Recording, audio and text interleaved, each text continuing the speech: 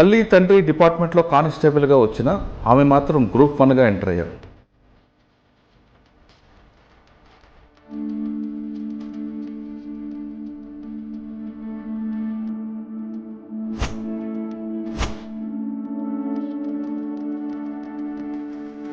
తల్లి రోడ్డు ప్రమాదంలో చనిపోయినా ఆమె మాత్రం అదేరు పడకుండా చదివి గ్రూప్ 1 సెలెక్ట్ అయ్యారు. తండ్రి కోరిక మేరకు మరొకసారి గ్రూప్ 1 రాసి పోలీస్ డిపార్ట్మెంట్లోకి వచ్చారు. అమ్మ she met with road accident. అమ్మ రోడ్ యాక్సిడెంట్లో హెడ్ ఇంజరీ అయ్యి she was for 1 week she was in coma.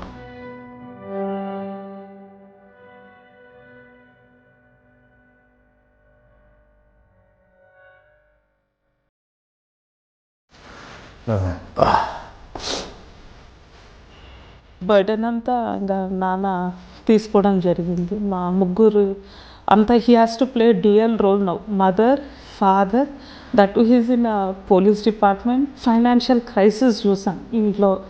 ఇంకా ఇది ఇలా ఉంది. సరే కొంచెం 5 years అయిపోయింది, అమ్మ చనిపోయి 5 years అవ్వనుంది. నాన్నకి ఏంటంటే all of a sudden vomitings అయిపోయి స్వెల్లింగ్ వచ్చేసి బాడీ చాలా ఎమర్జెన్సీ అయింది. హాస్పిటల్ తీసుకుని పోయి అడ్మిట్ చేస్తే నెక్స్ట్ డే అన్ని టెస్ట్లు చేసి మా ఫాదర్కి 2 kidneys ఫెయిల్యూర్ అని చెప్పారు.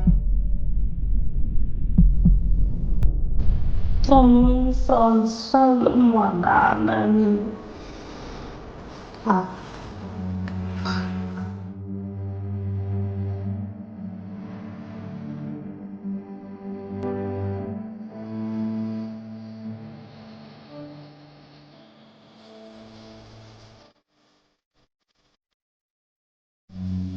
లైఫ్ లాంగ్ మేము రుణపడి ఉండేది డిపార్ట్మెంట్. ఆయన డిపార్ట్మెంట్లో ఉన్నందుకు ఆరోగ్య భద్రత స్కీమ్ కింద నాన్నకి 9 years డయాలసిస్. ఆయన ఈ డిపార్ట్మెంట్లో లేకపోయి ఉంటే 9 సంవత్సరాలు మా నాన్న సర్వైవ్ అయ్యే వాడు కాదేమో. మీ పాసింగ్ బోర్డ్ పెరిగి నాన్నగారు వచ్చారు, ఏమన్నారండి? ఆయన అసలుకి కళ్ళమ్మటి నీళ్ళు వస్తాను, మాట చెప్పడానికి రాలేదు. హీ హగ్డ్ మీ, నా కోరిక తీర్చావు. ఫస్ట్ అయితే ఆయన సెల్యూట్ చేశాడు సార్ నాకు. సెల్యూట్ మీ.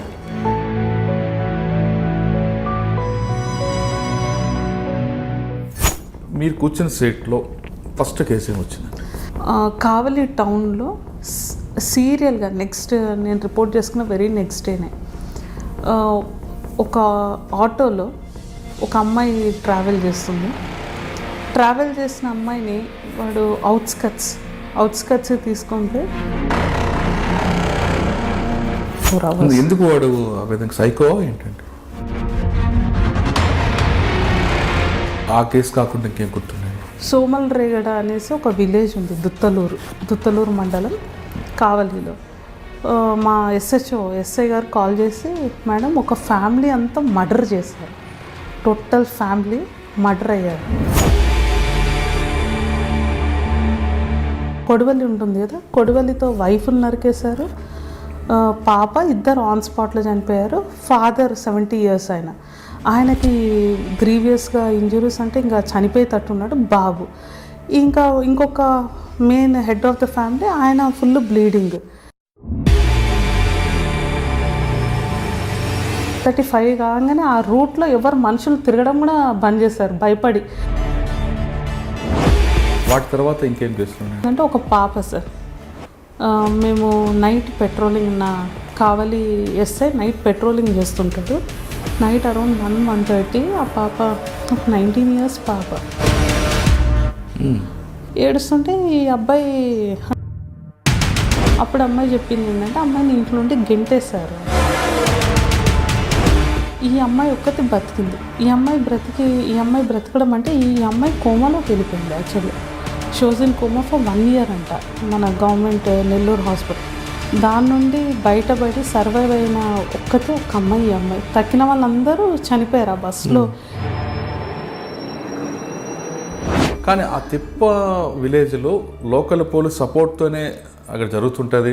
మిగతా పోలీసులు, బయట నుంచి పోలీసులు ఎవరు వచ్చినా ఎస్, ఈ లోకల్ పోలీసులు సపోర్ట్ చేయరు అనేది ఒక వార్త ఉంది. దానివల్ల నా మీద కూడా అటాక్ జరిగింది సార్. ఎప్పుడు అంటే April 14th, 2013 మేజర్ అటాక్ అయింది నాకు ఈ తిప్ప గ్యాంగ్. దాంట్లో మా పోలీస్ వాళ్ళు కూడా ఇన్ఫర్మేషన్ ఇచ్చారు నా మూమెంట్.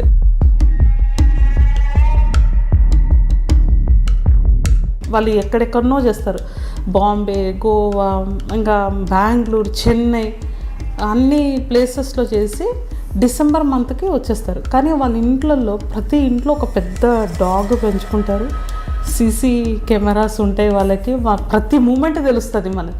మీకు ఆర్డినెన్స్ సెర్చ్ చేయాలంటే కూడా చాలా ఛాలెంజింగ్ ఉండే నాకు స్టార్టింగ్లో. ఫస్ట్ ఒక రాయి విసిరేశారు మా మీదికి డైవర్షన్ కోసం. అవతల నుండి రాయి విసిరేసేటప్పుడు మా డ్రైవర్ ఏం చేశాడు, వెహికల్ని తిప్పేశాడు, అది పోయి కింద పడ్డాం. పడే లోపల మా గన్మ్యాన్ నా దగ్గర ఉండాల్సిన వాడు వీళ్ళని చేజ్ చేసుకుంటా అవతల సైడ్కి వెళ్ళిపోయారు. అందరికీ ఇన్ఫామ్ చేస్తున్నాను ఇట్లా అయింది రండి అంటే, పోలీస్ స్టేషన్ నుండి నాకు దగ్గరున్న police station only Bogole police station, Bitragunta ఒక్కటే నాకు ఇమీడియట్గా రెస్క్యూ చేయాలంటే. కావలి చాలా లాంగ్, నా క్యాంప్ ఆఫీస్ లాంగ్, రెస్పాన్స్ ఇవ్వలేదు.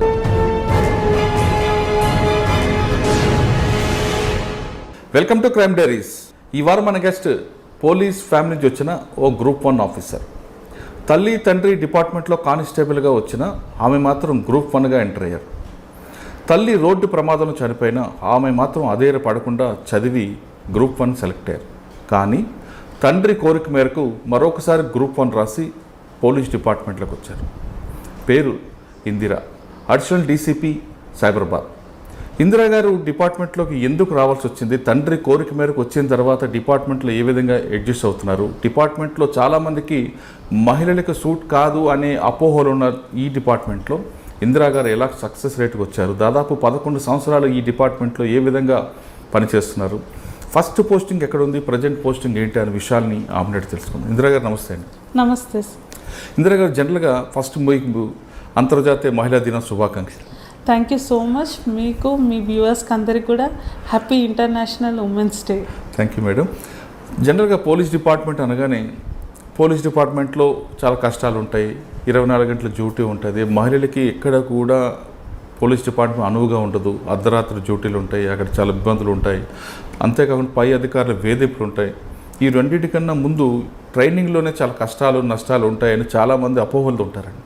పోలీస్ డిపార్ట్మెంట్ దానికి ఎవరు ఇంట్రెస్ట్ చూపించరు. కానీ మీరు మీ అమ్మగారు డిపార్ట్మెంటు, మీ నాన్నగారి డిపార్ట్మెంటు, ఆ కష్టాలన్నీ మీరు కళ్ళారా చూశారు. పోలీస్ క్వార్టర్స్లోనే మీరు ఉన్నారు, మీకు అదొక యూనివర్సిటీ లాగా ఉంది. అటువంటి క్వార్టర్స్ నుంచి వచ్చిన మీరు తిరిగి పోలీస్ డిపార్ట్మెంట్లోకి రావాలన్న కోరిక నాన్నగారి కోరిక మేరకు వచ్చిన అవన్నీ కష్టాలన్నీ మీరు ఫేస్ చేసే మీరు చూసి మరొకసారి ఫేస్ చేయడానికి ఎందుకు ఇంట్రెస్ట్ చూపించారు? ఒకటి, ఇక్కడికి వచ్చిన తర్వాత అవన్నీ అపోహలేనా లేదు నిజంగా ఉన్నాయా? రెండో క్వశ్చన్. మూడవది, జనరల్గా పోలీస్ ఆఫీసర్లు సైబరాబాద్లో కానీ ఎక్కడైనా తీసుకుంటే కోర్టు సంబంధించిన వ్యవహారం వరకు కానిస్టేబుల్, కోర్టు కానిస్టేబుల్లో కేసులు ట్రయల్లో కూర్చుంటారు. కానీ మీరు అడిషనల్ డీసీపీగా ఉండి ఇక్కడ మీరు కోర్టుకు సంబంధించిన కేసులన్నీ మానిటర్ చేయడం, మీరు స్వయంగా కోర్టుకు వెళ్ళి ఆ ట్రయల్ అటెండ్ అవ్వడం అన్న దాని వెనక ఉద్దేశం ఏంటి? ఈ 3 ప్రశ్నలకు సమాధానం చెప్పే ముందు ఒకసారి ఇందిరా గారి కుటుంబ నేపథ్యం చెప్పండి. మేము ముగ్గురము, మా పేరెంట్స్కి మదర్ ఫాదర్ ఇద్దరు 83, 84 batch Hyderabad city police department constables. నేను ఇంట్లో పెద్ద అమ్మాయిని, నా తర్వాత 2 తమ్ముళ్ళు. అమ్మ నాన్న పేరు ఏం పేరు? ఫాదర్ నేమ్ వచ్చేటప్పటికి జాన్ విల్సన్. ఆయన హైదరాబాద్ సిటీలో వేరియస్ పోలీస్ స్టేషన్స్ అంటే పంజగుట్ట, కార్ఖానా, బేగంపేట్, మహంకాళి అన్ని సిటీలో ఉన్న పోలీస్ స్టేషన్స్లో 2013 వరకు వర్క్ చేయడం జరిగింది. మదర్ వచ్చేటప్పటికి మనోహరి లిల్లీ, తను కూడా 83, 84 బ్యాచ్ ఉమెన్ కానిస్టేబుల్. తను సిసిఎస్ హైదరాబాద్లో వర్క్ చేశారు. 99లో అంటే మేము ఇంకా స్టూడెంట్స్, మేము ఇంకా సెటిల్ అవ్వలేదు. నా తర్వాత 2 తమ్ముళ్ళు. అన్ఫార్చునేట్ ఇన్సిడెంట్ ఫ్యామిలీలో అమ్మ she met with road accident. అయ్యో.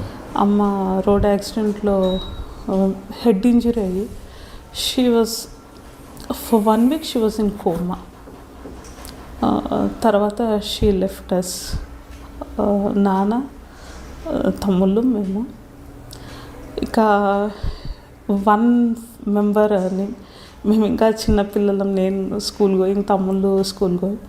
బర్డెన్ అంతా ఇంకా నాన్న తీసుకోవడం జరిగింది. మా ముగ్గురు అంతా he has to play dual role now, mother, father. That he's in police department, first level డిపార్ట్మెంట్లో కానిస్టేబుల్గా ఉన్నారు నాన్న. 24/7 డ్యూటీస్. ఆ ఏజ్లోనే నేను ఇంటి రెస్పాన్సిబిలిటీస్ కూడా తీసుకోవడం జరిగింది. Just I'm 15 years old girl. తమ్ముళ్ళు ఇంకా చిన్నపిల్లలు. అంటే అప్పటి వరకు నాకు ఇంట్లో ఏ పని రాదు. అమ్మ ఉన్నంత వరకు అంత అమ్మ చేసేది. నా డ్యూటీ అప్పుడు ఏంటంటే చదువుకోవడం, తినాలి, ఆడుకోవాలి, అంతే. Such a lovely joyful life. అమ్మ అనుకోకుండా యాక్సిడెంట్ అయిపోయి చనిపోవడం, రోడ్ యాక్సిడెంట్లో, ప్రమాదంలో అమ్మ చనిపోవడం, లైఫ్ అంతా అప్స్ అండ్ డౌన్ అయిపోయింది నాది. ఇట్స్ లైక్ ఆ టైంలో ఎలాంటి సిట్యువేషన్ అనేది నేను చెప్పాలంటే కూడా నాకు కూడా భయం అవుతుంది. From every one we are starting hearing. ఇంకా అమ్మాయికి స్టడీ చదువు మాన్పిమని నాన్నకు ఒకటి. ఎందుకంటే నాన్న ఉండడు ఇంట్లో, తమ్ముళ్ళు కూడా చిన్నపిల్లలు. బట్ నాన్న చాలా strong decision, I have to చదివియాలి పిల్లల్ని. నేను ఇంట్లో అన్ని రెస్పాన్సిబిలిటీస్ తీసుకోవడం జరిగింది. నాకు వంట రాదు. అప్పటి నుండి నా 15 years ఏజ్ నుండి ఇంట్లో వంట చేయడం. నా ఐఎమ్ ఎ గుడ్ కుక్. వంట మొత్తం చేస్తాను. వంట చేసుకొని నెక్స్ట్ ఇంట్లో పని చేసుకోవడం. మేము తర్వాత రాను ఏమైందంటే ఒక్క శాలరీ అయిపోవడం. మాకు ముగ్గురం ఇంకా స్టూడెంట్స్, మీరు చదువుకునేది ఉంది. ఇంట్లో ట్యూషన్స్ కూడా చెప్పేదాన్ని నేను. అంటే ఇంకా కాలేజ్కి వచ్చేటప్పటికి మేము ఇంట్లో ట్యూషన్స్ చెప్పేదాన్ని. నాతో పాటు తమ్ముళ్ళు కూడా. మా నాన్న ఒక్కటే చెప్పాను, నిన్ను చూసి తమ్ముళ్ళు ఫాలో అవుతుంటారు. ఇంకా వాళ్ళ గురించి కూడా మనం యాజ్ ఎ ఎల్డర్ ఆ చిన్న టీనేజ్లోనే రెస్పాన్సిబుల్గా ఉండాలి, జాగ్రత్తగా ఉండాలి. నడవడిక చాలా ప్లే చేస్తుంది. అదంటే ఇప్పుడు నాకు తెలుస్తుంది. ఎందుకంటే నాకు కూడా ఒక పాప ఉంది. ఒక పెద్ద పేరెంట్స్ మనకి ఏది చెప్పినా మన మంచికే అని నాకు మ్యారేజ్ అయినాక, జాబ్ వచ్చినాక చాలా హ్యాపీగా అనిపిస్తుంది. తమ్ముళ్ళు ఇంకా ఇంట్లో ఆ చిన్న ఏజ్లోనే మేము అన్ని రకాల చూసాం. అంటే సడన్ డెత్ ఆ టీనేజ్లో, ఫైనాన్షియల్ క్రైసిస్ చూసాం ఇంట్లో. ఇంకా ఇది ఇలా ఉంది. సరే కొంచెం 5 years అయిపోయింది. అమ్మ చనిపోయి 5 years అవ్వగానే నాన్నకి నేను డిగ్రీకి వచ్చేసాను. నాన్నకి ఏంటంటే all of a sudden vomitings అయిపోయి స్వెల్లింగ్ వచ్చేసి బాడీ చాలా ఎమర్జెన్సీ అయింది. హాస్పిటల్ తీసుకుని పోయి అడ్మిట్ చేస్తారు. నెక్స్ట్ డే అన్ని టెస్ట్లు చేసి మా ఫాదర్కి 2 kidneys ఫెయిల్యూర్ అని చెప్పారు. Like he's on dialysis for 9 years. ఆ రోజు నైట్ మేము మా బ్రదర్స్ వెళ్ళి అడ్మిట్ చేస్తే 2 kidneys ఫెయిల్ అయినాయి. He cannot survive more than 1 month. Dialysis ఆ వర్డ్ కూడా మేము ఫస్ట్ టైం వింటాం అనమాట. డయాలసిస్, బ్లడ్ రోజు మార్చాలి, బ్లడ్ మార్చాలి అంటే ఇంకా అసలు నేను డిగ్రీ చదువుతున్న చిన్న తమ్ముడు, ఇంకా అందరం స్టూడెంట్స్, ఇంకా సెటిల్ అవ్వలేదు మేము. అసలుకి చాలా క్లిష్టమైన పరిస్థితి. ఆలోచించడానికి కూడా మాకు భయం అవుతుంది ఇప్పుడు కూడా. ఆ స్టేజ్ మేము ఎలా తట్టుకున్నామా అనేసి. మేము ఇద్దరికి చాలా థ్యాంక్ఫుల్గా ఉంటాం. ఒకటి వచ్చి మేము నమ్మిన మా దేవుడు, మా నాన్నని కాపాడి 9 years తర్వాత లైఫ్ లాంగ్ మేము రుణపడి ఉండేది డిపార్ట్మెంట్. ఎందుకు డిపార్ట్మెంట్ కంటే పోలీస్ డిపార్ట్మెంట్లో మా నాన్న డిపార్ట్మెంట్లో ఉన్నందుకు మాకు ఒక స్కీమ్ ఉంది, ఆరోగ్య భద్రత. Just because he's in the department, ఆయన డిపార్ట్మెంట్లో ఉన్నందుకు ఆరోగ్య భద్రత స్కీమ్ కింద నాన్నకి 9 years డయాలసిస్. ఆయన ఈ డిపార్ట్మెంట్లో లేకపోయింటే 9 సంవత్సరాలు మా నాన్న సర్వైవ్ వాడు కాదేమో. మేమేమంత ఫైనాన్షియల్గా ఉన్న వాళ్ళం కూడా కాదు. 9 years డిపార్ట్మెంటే భరించింది నాన్నని. డయాలసిస్, ఎమర్జెన్సీ డయాలసిస్, ప్రతి ఒక్కటి. సో చాలా మేము డిపార్ట్మెంట్కి గ్రాటిట్యూడ్ అండి. ఐ టేక్ అంటే ఇప్పుడు నేను సర్వ్ చేస్తున్నా అంటే కూడా హోల్ హార్టెడ్గా చిన్న పీస్ ఆఫ్ వర్క్ ఇచ్చిన. 9 సంవత్సరాలు మా నాన్నని కావాలి. ఏ పీస్ ఆఫ్ వర్క్ ఇచ్చినా and with my whole heart.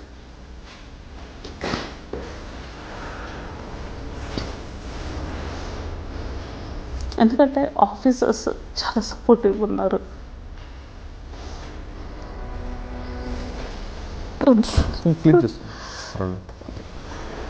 Cut చేయండి. లేదు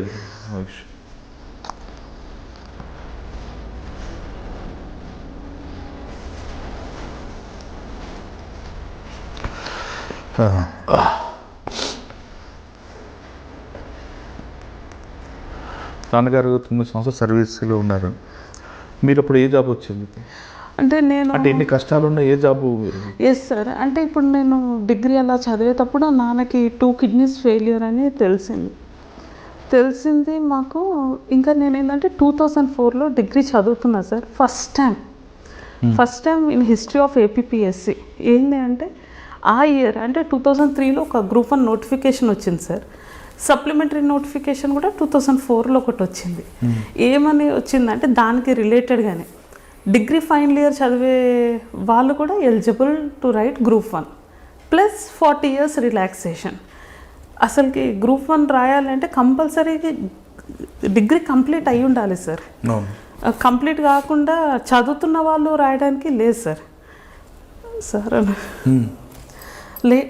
డిగ్రీ ఫైనల్ ఇయర్ చదువుతున్న వాళ్ళు అప్లై చేయమని ఆ 2004 నోటిఫికేషన్ ఫస్ట్ టైం వచ్చింది.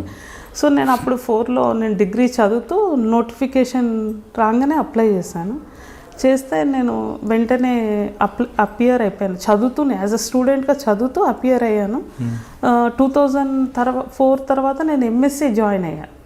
MSc organic chemistry from Osmania. 6లో నాకు అసిస్టెంట్ ఆడిట్ ఆఫీసర్గా నేను పీజీ స్టూడెంట్గానే ఉన్నాను. నాకు జాబ్ వచ్చింది. Super. I don't know 1 day unemployment. వెంటనే అంటే ఇంకా నాకు జాబ్ వచ్చింది. But I have not seen happiness in my father.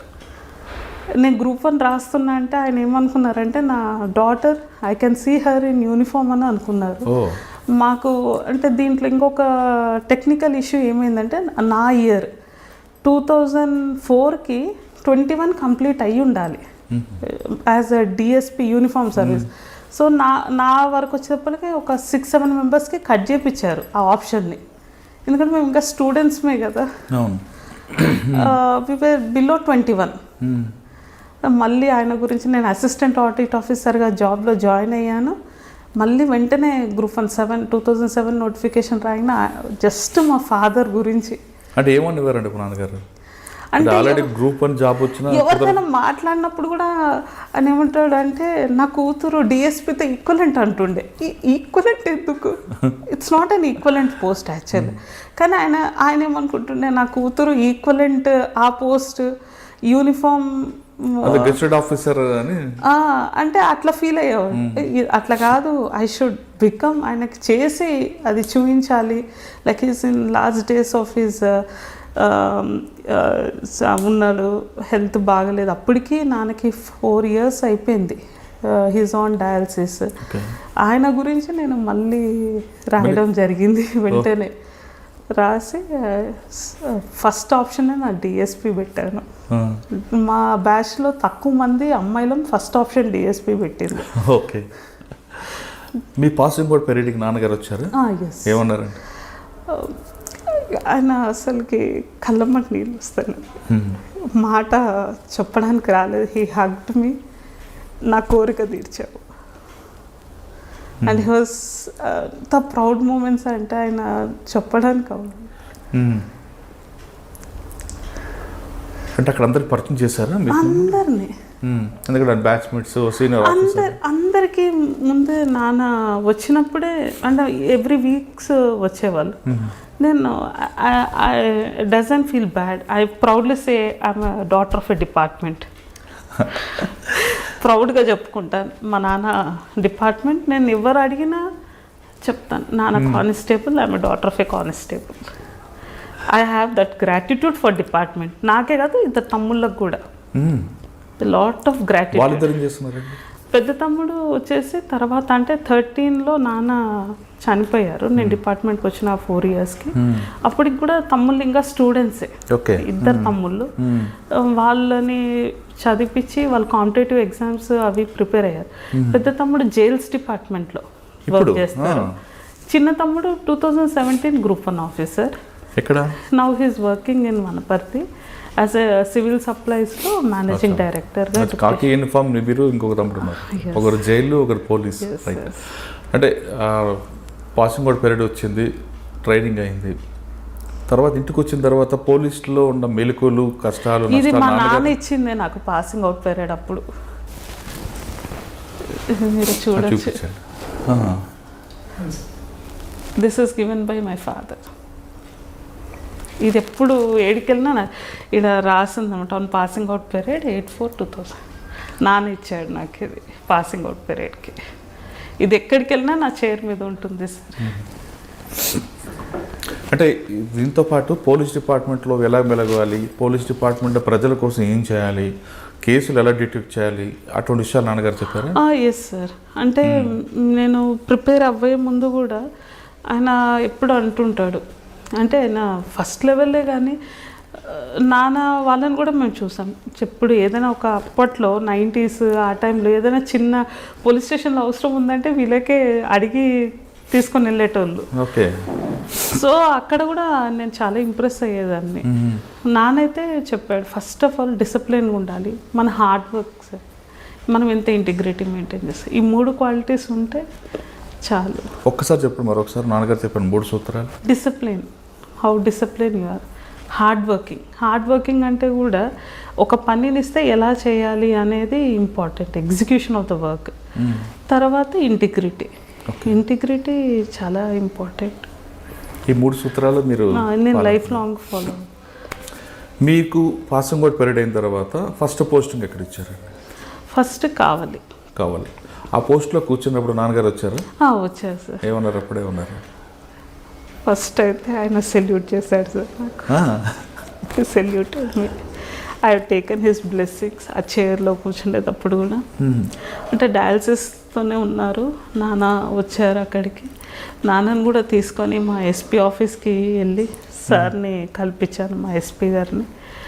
న్యాయం చేయి, నీ దగ్గరకు వచ్చేవాళ్ళు, మా నాన్న చెప్పింది ఒకటే సార్, ఇప్పుడు కూడా నేను స్ట్రాంగ్, మన దగ్గరకు వస్తున్నారు అంటే నిస్సహాయ స్థితి ఉన్న వాళ్ళే వస్తారు. ఒకటేంటంటే వాళ్ళు చెప్పేది అంతా విన్నాక నువ్వు డెసిషన్ తీసుకో. ఇప్పుడు కూడా నేను ఫాలో అయ్యేది అయితే సార్, ఎవరేం చెప్పినా అంతా వింటాను. ఏ కంప్లైంట్ 1 hour చెప్పినా మొత్తం వాళ్ళది విన్నాక I give my suggestion are help to them. కాబట్టి మీరు ఫస్ట్ పోస్టింగ్ నాన్నగారు వచ్చారు, ఆయన బ్లెస్సింగ్స్ ఇచ్చారు, కూర్చోపెట్టారు, ఎస్పీ గారు చూపించారు, ఎస్పీ గారి దగ్గర తీసుకున్నారు. మీకు నాన్నగారు ఫస్ట్ నుంచి చెప్పినట్లు మీ దగ్గర వచ్చిన వ్యక్తులకి 100% న్యాయం చేయాలన్నారు. మీరు కూర్చున్న సీట్లో ఫస్ట్ కేసు ఏమి వచ్చిందండి?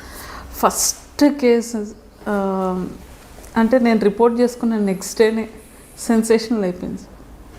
ఇప్పుడు మీరు చెప్పినాక నేను రికలెక్టింగ్, కావలి టౌన్లో సీరియల్గా నేను రిపోర్ట్ చేసుకున్న వెరీ నెక్స్ట్ డేనే ఒక ఆటోలో ఒక అమ్మాయి ట్రావెల్ చేసిన అమ్మాయిని వాడు అవుట్స్కట్స్ తీసుకొని పోయి అమ్మాయిని కొంచెం ఇబ్బంది పెట్టి అమ్మాయి దగ్గర ఉన్న గోల్డ్ లాక్కొని, వాడు ఏం సెక్షువల్ అసాల్ట్ ఏం చేయడు కానీ మళ్ళీ ఆటోలో నుండి తోసేస్తాడు అనమాట. అట్లా కంటిన్యూస్గా ఒక 1 dayలో 3 incidents జరిగినాయి. దాంట్లో ఒక అమ్మాయి మాత్రం చాలా సీరియస్ అయిపోయింది. అమ్మాయి హెడ్ ఇంజురీ అయ్యి అమ్మాయి డెత్ బెడ్ మీదకి పోయే స్టేజ్కి వచ్చింది అమ్మాయి. అది చాలా సెన్సేషనల్ అయిపోయింది. నేను ఫస్ట్ ఉమెన్ డిఎస్పీని కావాలి, అప్పటి వరకు అందరు మేలో ప్రొటెస్ట్ కూడా స్టార్ట్ అయింది. ఒక ఉమెన్ ఆఫీసర్ వచ్చారు, ఇప్పుడు వరకు అప్పటికి 12 hours అయిపోయింది ఇన్సిడెంట్ అయిపోయి, ఎటువంటి యాక్షన్ తీసుకోలేదు అనేసి చాలా సెన్సేషనల్ అయింది ఆ మూమెంట్లో. వెంటనే మేము కన్సర్న్ పోలీస్ స్టేషన్కి వెళ్ళడం, అంత అక్కడ నుండి టీమ్స్ ఫామ్ చేసి నైట్ని 24 అవర్స్లో మేము డిటెక్ట్ చేయడం జరిగింది. ఎందుకు అమ్మాయి ఆ విక్టిమ్స్ ఎక్కడెక్కడ అడ్మిట్ అయ్యారో ఆ హాస్పిటల్స్కి వెళ్ళాం. ఒక విక్టిమ్ మాత్రం మాకు ట్రేస్ అవుట్ అవ్వలే. అమ్మాయిని ఎట్లా ఎందుకంటే ఇద్దరు సీరియస్గా ఉన్నారు. ఒక అమ్మాయి ఎస్కేప్ అయింది, వాడి క్లచెస్ నుండి. అంటే డిఫరెంట్ ఇన్సిడెంట్స్, వాడు ఆటోలు ఎక్కించుకుంటాడు, రాబ్ చేస్తారు, తోసేస్తాడు ఆటోలో నుండి. ఇద్దరు సీరియస్గా ఉన్నారు. ఒక అమ్మాయి మాత్రం విక్టిమ్ చాలా టైం పట్టింది ట్రేస్. అప్పుడు మేము 12 టైంలో, ఇది 2011లో సీసీ ఫుటేజెస్ అట్లా కూడా లేవు. So we form so many teams. నేను మాకు ఎవరైతే విక్టిమ్ మాట్లాడగలిగిన విక్టిమ్ ఉంది, ఇద్దరిలో ఒక అమ్మాయి మాట్లాడుతుంది హాస్పిటల్. అమ్మాయి చెప్పింది వాడి గురించి, ఆటో డ్రైవర్, వాడి ఫీచర్స్ చెప్పింది, ఆటో ఎలా ఉంది వెనకాల డిజైన్. సో ఆ క్లూ పట్టుకొని ఆటో స్టాండ్స్ అసోసియేషన్ వాళ్ళందరినీ పిలిపించాం. అన్నీ అంటే Kavali town auto stand, Jaladanki town auto stand, Kaligiri, మేము ఉదయగిరి వరకు ఉన్న ఆటో స్టాండ్స్ అందరు ఇటు సైడ్ బిట్రగుంట, అందరినీ అసోసియేషన్ వాళ్ళని పిలిపించి మేము కాన్ఫిడెన్స్లో తీసుకొని టౌన్ పిఎస్లోనే ఉన్నాం. అన్ని సీన్ ఆఫ్ అఫెన్స్ వెళ్ళాము. చైన్, నెక్స్ట్ హాస్పిటల్స్కి విజిట్ చేసాము. వాళ్ళకందరు కాన్ఫిడెన్స్లో తీసుకొని ఆటో డ్రైవర్సే క్లూస్ వాళ్ళ దగ్గర నుండే తీసుకున్నాం. It last we have detected with in 24 hours. ఎందుకు వాడు సైకో ఏంటంటే అంటే జస్ట్ వాడికి డబ్బుల గురించి. అంటే అట్లానే ఈ పిల్లల్ని సెక్షువల్ అసాల్ట్ కూడా చేయలేదు, ఓన్లీ గోల్డ్ తీసుకోవడం, ఎక్కించుకొని ప్యాసింజర్స్ని గోల్డ్ లాగేసుకొని రన్నింగ్ ఆటోలోనే తోసేయడం. కానీ అది 24 అవర్స్లో మేము ఆ కేసు కాకుండా ఇంకేం గుర్తున్నాయి? ఇంకొక అంటే సెన్సేషనల్ కేసెస్ కూడా చాలా రిపోర్ట్ అయినాయి. దీంట్లో ఒకటి ఏంటి అంటే ఇది కూడా నాకు కొంచెం మెమరబుల్. ఫిబ్రవరి 2013 9th ఫిబ్రవరి నాకు ఒక కాల్ వచ్చింది, ఎర్లీ అవర్సే. సోమల్ రేగడ అనేసి ఒక విలేజ్ ఉంది, దుత్తలూరు మండలం, కావలిలో. మా ఎస్ఐ గారు కాల్ చేసి, మేడం ఒక ఫ్యామిలీ అంతా మర్డర్ చేశారు, టోటల్ ఫ్యామిలీ మర్డర్ అయ్యారు. షాక్. ఫ్యామిలీలో 5 మందిలో 4 ఆన్ స్పాట్లో, 2 చనిపోయారు, 2 బ్లీడింగ్తో ఉన్నారు, ఆల్మోస్ట్ ముగ్గురు బ్లీడింగ్తో ఉన్నారు. Early hours. ఒక్క నిమిషం దానికి ముందు కూడా అసలు అర్థం కాలేదు ఇంత ఎర్లీ అవర్స్. అది ఇంకా సార్కి, ఎస్పీ గారికి కాల్ చేసి సీన్కి వెళ్ళడం జరిగింది. వెళ్ళి అక్కడ చూస్తే అది ఇల్లు పొలం, మెయిన్ రోడ్ పైన, అంటే అవుట్స్కట్స్లో ఉంది. సోమల్రేగడ విలేజ్కి అవుట్స్కట్స్లో ఒక పొలంలో ఒక్కటే ఒక ఇల్లు. దరిదాపులో కూడా ఇల్లులు లేవు, విలేజ్కి అవుట్స్కట్స్. వీళ్ళు ఫ్యామిలీ వచ్చి అక్కడ ఉంటున్నారు, వాళ్ళదే పొలము, గేదెలు, ఆవులు అవన్నీ పెట్టుకున్నారు, పశువుల్ని పెట్టుకొని ఫ్యామిలీ. ఒక father, he'll be around 70 years, wife and husband, 2 పిల్లలు, పాప బాబు. వైఫ్ అండ్ హస్బెండ్ కూడా 45 years, ఉమెన్ కూడా ఒక 35 to 40 మధ్యలో ఉంది. పిల్లలు 11 years బాబు, 9 years పాప. మొత్తం ఎట్లా అంటే నరికేశారు. అది కొడవలి ఉంటుంది కదా, కొడవలితో వైఫ్ని నరికేశారు, పాప 2 ఆన్ స్పాట్లో చనిపోయారు. ఫాదర్ 70 years ఆయనకి గ్రీవియస్గా ఇంజురీస్, అంటే ఇంకా చనిపోయేటట్టున్నాడు. బాబు ఇంకొక main head of the family, ఆయన ఫుల్ బ్లీడింగ్. మేము అర్లీగా వెళ్ళిపోవడం జరిగింది 6:30 లోపల. వాళ్ళని అప్పటికే ఎస్ఐ గారు హాస్పిటల్కి అంతా పంపించేశారు వాళ్ళని. ఆ కేసులో మాకు చాలా ప్రెషర్ కూడా వచ్చింది, ఎందుకంటే అప్పుడు మాకు డీజీ గారు కూడా he's from native of Nellore. ఇంకా 5 deaths. అప్పుడు మాకు పొలిటికల్ సినారియో కూడా అప్పుడే చేంజింగ్ అయ్యే పరిస్థితి ఉండే. చాలా భయంకరమైన సిచ్యువేషన్. ఎవరు చేసిర్రు, ఎందుకు చేసిర్రు అనేది కూడా మాకు పజిల్. ఏమన్నా వాళ్ళ ఇంట్లో ఏమన్నా ఉంటే తీసుకొని వెళ్ళారా అనేది కూడా అర్థం కాలేదు. డాగ్ స్క్వాడ్ వచ్చారు, అది డాగ్ అంతా తిరిగింది, ఎక్కడెక్కడో క్లూస్ టీము, కానీ మాకు క్లూస్ ఏం లేదు. దారిలోనే ఫాదర్ కూడా చనిపోతారు, హాస్పిటల్ తీసుకునేటప్పుడు బాబు కూడా చనిపోతారు. 4 deaths. చాలా కమోషన్ అయితే వచ్చేసింది. మేము పికెట్స్ పెట్టుకున్నాము. ఈవినింగ్ 4:35 కాగానే ఆ రూట్లో ఎవరు మనుషులు తిరగడం కూడా బంద్ చేశారు, భయపడి. 5 మందిని చంపేశారు. ఆ భయం, ప్యానిక్ అయిపోయారు. 4 days అయింది, 5 days అయింది, మాకు క్లూస్ లేవు. మేము క్యాంప్ వేసేసుకున్నాం అక్కడనే ఆ విలేజ్లోనే. ఎస్పీ గారు, ఐజీ గారేమో గుంటూరు నుండి వచ్చి హీజ్ ఇన్ డిస్ట్రిక్ట్ హెడ్ క్వార్టర్స్లో ఐజీ గారు కూడా వచ్చేసి ఉన్నారు. అప్పుడు వచ్చేసి Sunil Kumar sir, SP BV Ramana Kumar sir, retired అయ్యారు sir IG. Yes sir, IG garu వచ్చేసి క్యాంప్ ఆఫీస్లో ఉన్నారు. ఎస్పీ గారు, మేమంతా వచ్చి అక్కడనే ఆ ప్లేస్లో ఉన్నాం. వీడిని ఎవరైతే మేల్ పర్సన్ బ్రతుకున్నాడో వాడికి ఇంజురీస్ ఉన్నాయి, బ్లీడింగ్ ఉంది.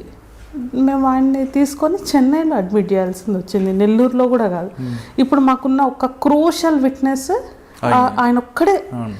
ఏమైంది అని చెప్పడానికి కూడా చీకట్లో, ఇది కూడా ఒక్క పర్సన్, ఇవి వాళ్ళు పడిపోయి అరుపులు వినింది ఒక్క పర్సన్. అది కూడా పొలంలో నీళ్లు పెట్టుకోవడానికి వెళ్తుంటాడు 4:30కి. చూసి SHOకి ఇన్ఫార్మ్ చేస్తారు. 1 week మేము 3-4 daysకి కొంచెం డౌట్ వచ్చింది మాకు, ఎవరు నింటారు అని డౌట్ వచ్చింది. ఎందుకంటే ఏమన్నా బంగారం గురించా, లేకపోతే ఇంట్లో ఏమన్నా వస్తువులు ఉన్నాయా, దేనికోసం తీసుకున్నారు అనేది, ఇంత చంపే అంత గ్రడ్జెస్ ఏమున్నాయి, ఊర్లో ఏమన్నా రైవల్రీ ఉందా, అన్ని రకాలుగా ఎంక్వైరీస్ చేయడం జరిగింది. ప్రతి ఒక్క ఎంక్వైరీ 4 days తర్వాత కొంచెం అనుమానం వచ్చింది వీడిపైనే, ఎవరు హెడ్ ఆఫ్ ది ఫ్యామిలీ మీద. ఎందుకంటే డీప్ ఇంజురీస్తో వైఫ్ చనిపోయింది. ఒక్క నరుకుడికి అమ్మాయి ఇక్కడ డీప్గా బ్లీడ్ అయ్యి చనిపోయింది, కట్ అయిపోయి.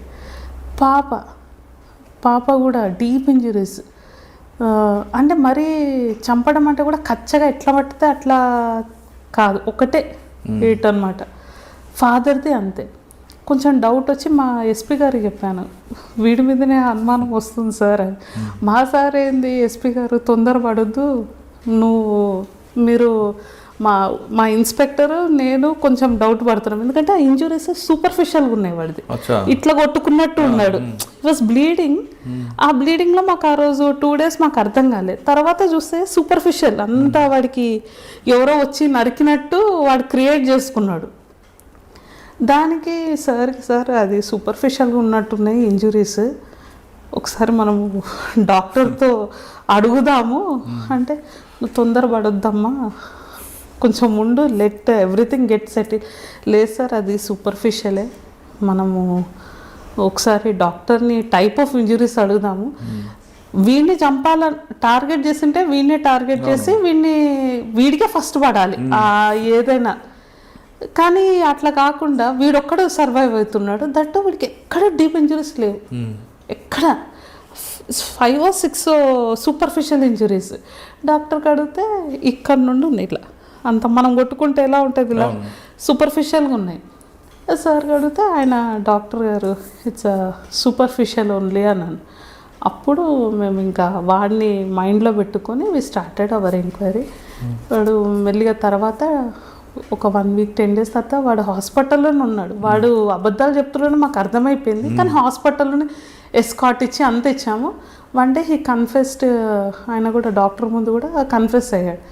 ఏంది రీజన్ ఏంది, వాడు ఇట్లా వైఫ్ని, పిల్లల్ని, ఫాదర్ని చంపడానికి అంటే వాడికి అప్పటికే ఒక పని పేరు, ఫాదర్ వైఫ్ దాంట్లో ఇన్వాల్వ్ అవ్వద్దు, చెయ్యొద్దు అని చెప్పారు. నీకు ఎవ్వరు సపోర్ట్ చేయరు, అసలు వెళ్ళొద్దు అంటే కూడా ఆయన ఇన్వాల్వ్ అవుతారు. ఈయన ఏమీ రాదనమాట. అంటే మీరు నాకు సపోర్ట్ చేయరా, మీరు అవతల పర్సన్కి సపోర్ట్ చేస్తారా అనేసి ఆ కచ్చ ఉంది లోపల. 15-20 days అదంతా మైండ్లో పెట్టుకొని దానికి ముందు రోజు ప్లాన్ చేసుకుంటాడు, వీళ్ళని ఎలా చంపాలి ఏంటి. మ్యాన్ వాడు ఒక లిక్కర్ షాప్కి వెళ్తాడు, వెళ్ళి అక్కడ తాగి ఎవరితో ప్లాన్ చేశాడు, ఇంకా అంతా ఇన్వెస్టిగేషన్ అంతా వీ హ్యావ్ డన్. అది ఏ వర్క్ అండి అందులో వెళ్ళొద్దన్నారు? అప్పుడు కోఆపరేటివ్ ఎలక్షన్స్ టైం యాక్చువల్గా. దాంట్లో దిగొద్దు అని చెప్తారు. ఎందుకంటే రిలేటివ్ వాళ్ళ దాయాదులే అపోజిషన్లో ఉంటారనమాట. ఫాదర్కి వద్దు నీకు సపోర్ట్ చేయరు ఎవ్వరు. ఎలక్షన్లో పోటీ చేయదన్నందుకు కోపంతో చేస్తుంటాడు. అంటే ఎలక్షన్స్ అంటే ఈ మన జనరల్ ఎలక్షన్స్ అవి కాదు, చిన్న కోఆపరేటివ్ ఎలక్షన్స్, గ్రామాల్లో ఉండే విలేజ్లో అవుతుంటాయి కదా చిన్న ఎలక్షన్స్ అవి. మరి మీరు ఏమిస్తారు? సరేనండి, ఓకే. చిన్న కోఆపరేటివ్ ఎలక్షన్స్ అంతే. వాటి తర్వాత ఇంకేం కేసులు ఉన్నాయండి? దాని తర్వాత నాకు బాగా గుర్తుకుండిపోయి చాలా ఉన్నాయి సార్. ఎందుకంటే అది నేను చాలా ఎంజాయ్ అంటే మంచిగా సాటిస్ఫైడ్ పోస్టింగ్ నాకు కావాలి. లాంగ్ 2.5 years చేశాను. ఇంకొకటి ఏంటంటే ఒక పాప సార్, మేము నైట్ పెట్రోలింగ్ కావలి ఎస్ఐ నైట్ పెట్రోలింగ్ చేస్తుంటాడు.